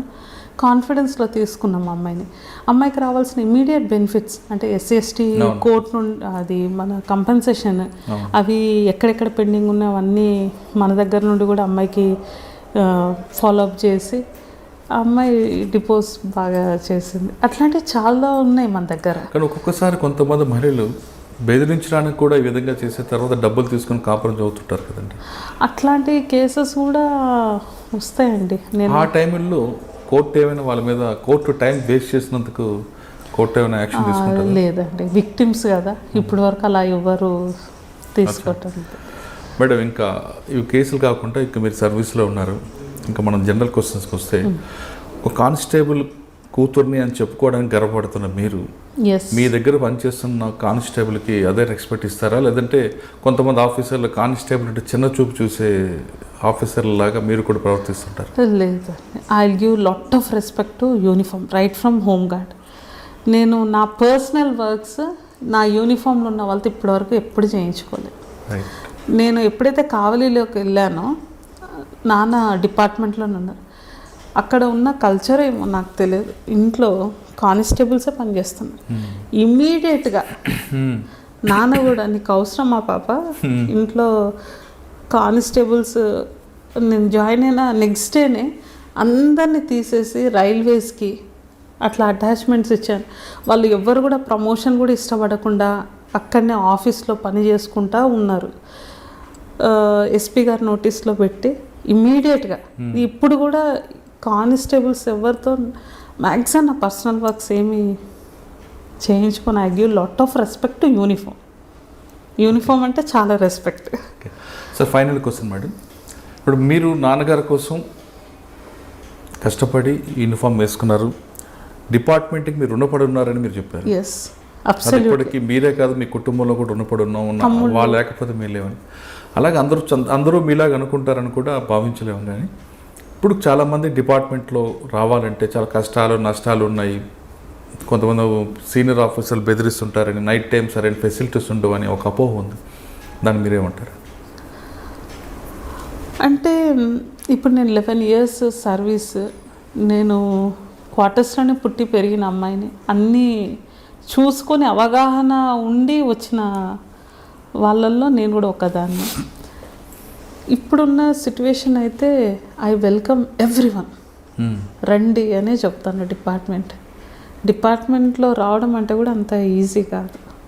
చాలా బ్లెస్డ్ ఉంటేనే డిపార్ట్మెంట్లోకి వచ్చి సర్వ్ చేయగలుగుతాం. ఎందుకంటే ఈ డిపార్ట్మెంట్లో మనకి ఫిజికల్ కూడా చాలా ఇంపార్టెంట్. అంటే అన్ని డిపార్ట్మెంట్స్ లాగా కాదు, హైట్ అన్నీ. అంటే మనం ఎంత పర్ఫెక్ట్గా ఉంటే ఈ డిపార్ట్మెంట్లోకి రాగలుగుతాం. ఎవరైనా మోస్ట్ వెల్కమ్. అమ్మాయిలకైతే నేను మనకున్న 33% రిజర్వేషన్ని కూడా వాడుకోమని చెప్తాను. డిపార్ట్మెంట్లో మనకి right from constable to till DSPs we have 33% reservation. వాడుకోండి. అలాంటి ఏమైనా అపోహాలు ఉంటాయి, హరాస్మెంట్ ఉంటుంది ఆఫీసర్స్ది, ఏముండదు. మేము ఈక్వలెంట్గా మెన్తో ఈక్వల్గా నైట్ డ్యూటీస్ చేస్తాము, ఈక్వలెంట్గా బందోబస్తులు చేస్తాము. ఇప్పటివరకు కూడా మేము ఎప్పుడు ఎవరం ఎగ్జామ్షన్స్ అడగలేదు. మాకు వెళ్ళిపోతాము తొందరగా ఇంటికి వెళ్తాం అంటే మనకి ఇప్పుడున్న ఆఫీసర్స్ కూడా సీనియర్ లెవెల్లో అడిషనల్ డీజీ క్యాడర్లో కూడా women officers they looking after welfare of the women. మన తెలంగాణ కానీ మన యునైటెడ్ ఏపీ నుండి కూడా తెలంగాణ గవర్నమెంట్లో ఇప్పుడు ఇంకా మనకి ఉమెన్ గురించి ఇంకా వెల్ఫేర్స్ గురించి కూడా వీళ్ళు షీ టీమ్స్ నుండి కానీ ఉమెన్ సేఫ్టీ వింగ్ నుండి కానీ చాలా వెల్ఫేర్స్ ఆలోచిస్తున్నారు. డిపార్ట్మెంట్ రమ్మంటారు? రమ్మనే చెప్తాను. ఏం హరాస్మెంట్ ఉండదు. 24/7 అయితే ఉంటుంది. మనం ప్రిపేర్ అవ్వాలి. దూరంగా ఉంటాం, మన పిల్లలు ఫ్యామిలీ ఆ రెండు ఎలా మేనేజ్ చేసుకోవాలండి? అది కుటుంబానికి దూరము అనేది కూడా ఏముండదు. మేము అంటే family life is different, professional life is different. అది మన చేతుల్లో ఉంటుంది ఎలా బ్యాలెన్స్ చేసుకోవాలి అనేది. మనం ప్లాన్ చేసుకోవాలి. ఇదనే కాదు, ఈ జాబ్ అనే కాదు, ఏ జాబ్ అయినా. జాబ్ అంటే పర్వాలేదండి, 10 to 6 కాబట్టి అడ్జస్ట్ చేసుకోవచ్చు. కానీ పోలీస్ డిపార్ట్మెంట్ అయితే 24/7. అది ఇది ఇక్కడే ఉండాలని లేదు, పక్క స్టేట్కి వెళ్ళొచ్చు, లేదంటే పక్క సబ్ డివిజన్కి వెళ్ళొచ్చు. కానీ ఫ్యామిలీ అది ఎలా మేనేజ్ చేయడం? అది మనమే డిజైన్ చేసుకోవాలి. అంటే అది కూడా ఏం పెద్ద ప్రాబ్లం ఉండదు సార్. అంటే మనము మన ఆప్షన్తో వస్తున్నాము, అదేం పెద్ద నెగిటివ్ కూడా అని నేను అనుకోను. మహిళలందరూ పోలీస్ డిపార్ట్మెంట్ రావాలంటారు? రమ్మనే చెప్తాను sir. Eligible, whoever eligible, most welcome. 24/7 చేసిన డిపార్ట్మెంట్లో అందరు సీనియర్ లెవెల్లో ఆఫీసర్స్ కూడా గ్రౌండ్ లెవెల్ హోమ్ గార్డ్ నుండి వాళ్ళ యొక్క వెల్ఫేర్ ఆలోచిస్తున్నాం. వాళ్ళకి కావాల్సిన వెల్ఫేర్ స్కీమ్స్, ఒక బందోబస్తుకి వెళ్ళినప్పుడు వాళ్ళకి ఉండాల్సిన ప్రయారిటీస్ చూస్తున్నాము. నైట్ డ్యూటీస్ ఉంటాయి, ఉన్నా కానీ హరాస్మెంట్కి ఏం గురికాము. మేము 11 years సర్వీస్లో I never have any regrets for the department. ప్రజలకి నేరుగా సేవ చేయాలంటే పోలీస్ డిపార్ట్మెంట్ రండి అంటూ ఆహ్వానిస్తున్నారు ఇందిరా గారు. కానిస్టేబుల్ కుటుంబం నుంచి వచ్చిన కానిస్టేబుల్ కూతురుగా చెప్పుకోవడానికి ఏ మాత్రం సిగ్గుపడను, గర్వంగా ఫీల్ అవుతానంటున్నారు. పోలీస్ డిపార్ట్మెంట్కి ఆమె కాదు, ఆమె కుటుంబం అంతా రుణపడిందని చెప్తున్నారు. ఇటువంటి యాటిట్యూడ్ ఉన్న వాళ్ళు చాలా తక్కువగా కనిపిస్తుంటారు. ఎందుకంటే కానిస్టేబుల్ నుంచి వచ్చాము, గ్రూప్ 1 ఆఫీసర్ కదా, కాబట్టి ఆ గతం మర్చిపోయే ఉన్న ఈ రోజుల్లో ఆమె గతాన్ని ఎక్కడ మర్చిపోకుండా ఆమె ఖచ్చితంగా దాన్ని గౌరవంగా స్వీకరిస్తున్నారు. అటువంటి వాళ్ళు ఈ డిపార్ట్మెంట్లో ఉన్నంత వరకు ఎప్పటికీ ఈ డిపార్ట్మెంట్ ప్రజల గుండెలు చిరస్థాయిగా ఉంటుంది. మీరందరూ కూడా, మహిళలందరూ కూడా ఖచ్చితంగా పోలీస్ డిపార్ట్మెంట్లో రండి. ఇందిరా గారి లాగా ఒక గోల్ అనుకోవాలనుకుంటే దాని లక్ష్యం చేరే విధంగా ఎన్ని కష్టాలు నష్టాలు ఉన్నా సరే ముందుకు వెళ్ళేలా ఆ గోల్ తీసుకోండి. అంటే కళలు కనడం పెద్ద కష్టం కాదు, ఆ కళను సాకారం చేయడానికి ఎన్ని కష్టాలను ఎదుర్కోండి. ఇందిరా గారు చూడండి, తల్లి యాక్సిడెంట్లో చనిపోయినా తండ్రి కోరిక మేరకు మరొకసారి యూనిఫామ్ వేసుకున్నారు. యూనిఫామ్ వేసుకున్న ఆమె తండ్రిని ఆ సీట్లో కూర్చున్న తర్వాత ఆ తండ్రి సెల్యూట్ చేయడం అనేది చాలా గర్వంగా ఫీల్ అవుతున్నారు. అంతేకాకుండా ఫస్ట్ పోస్టింగ్ అప్పుడు తండ్రి ఇచ్చిన గిఫ్ట్ని ఇప్పటికీ మర్చిపోకుండా ఎక్కడికి వెళ్ళినా ఆ పోస్ట్లో పెట్టుకుని వెళ్తున్నారు. అంటే కేవలం తండ్రి మీద గౌరవం కాదు, ఆ డిపార్ట్మెంట్ కూడా గౌరవం ఉంది. ఎందుకంటే 9 సంవత్సరాల తండ్రికి అనారోగ్యమైన డిపార్ట్మెంటే కాపాడింది. కాబట్టి ప్రతి ఒక్కరు కూడా మహిళలందరూ 33% రిజర్వేషన్ ఉపయోగించుకొని డిపార్ట్మెంట్లోకి రండి, ప్రజలకు సేవ చేయండి, ఇందిరాగారు లాంటి వ్యక్తుల్ని స్ఫూర్తిగా తీసుకోండి. ఇది ఈ వారం ఇందిరాగారితో ఎక్స్క్లూజివ్ ఇంటర్వ్యూ. వచ్చే వారం మరో గెస్ట్తో మళ్ళీ కలుద్దాం. అంతవరకు నమస్కారం. For more videos, subscribe iDream. Subscribe iDream. For more videos, subscribe iDream. Hi, this is Revati Chaudhary. For more videos, please subscribe iDream. For more videos, please subscribe iDream. మీరందరూ కూడా iDream ఛానల్ని సబ్స్క్రైబ్ చేయాలని కోరుకుంటున్నాను.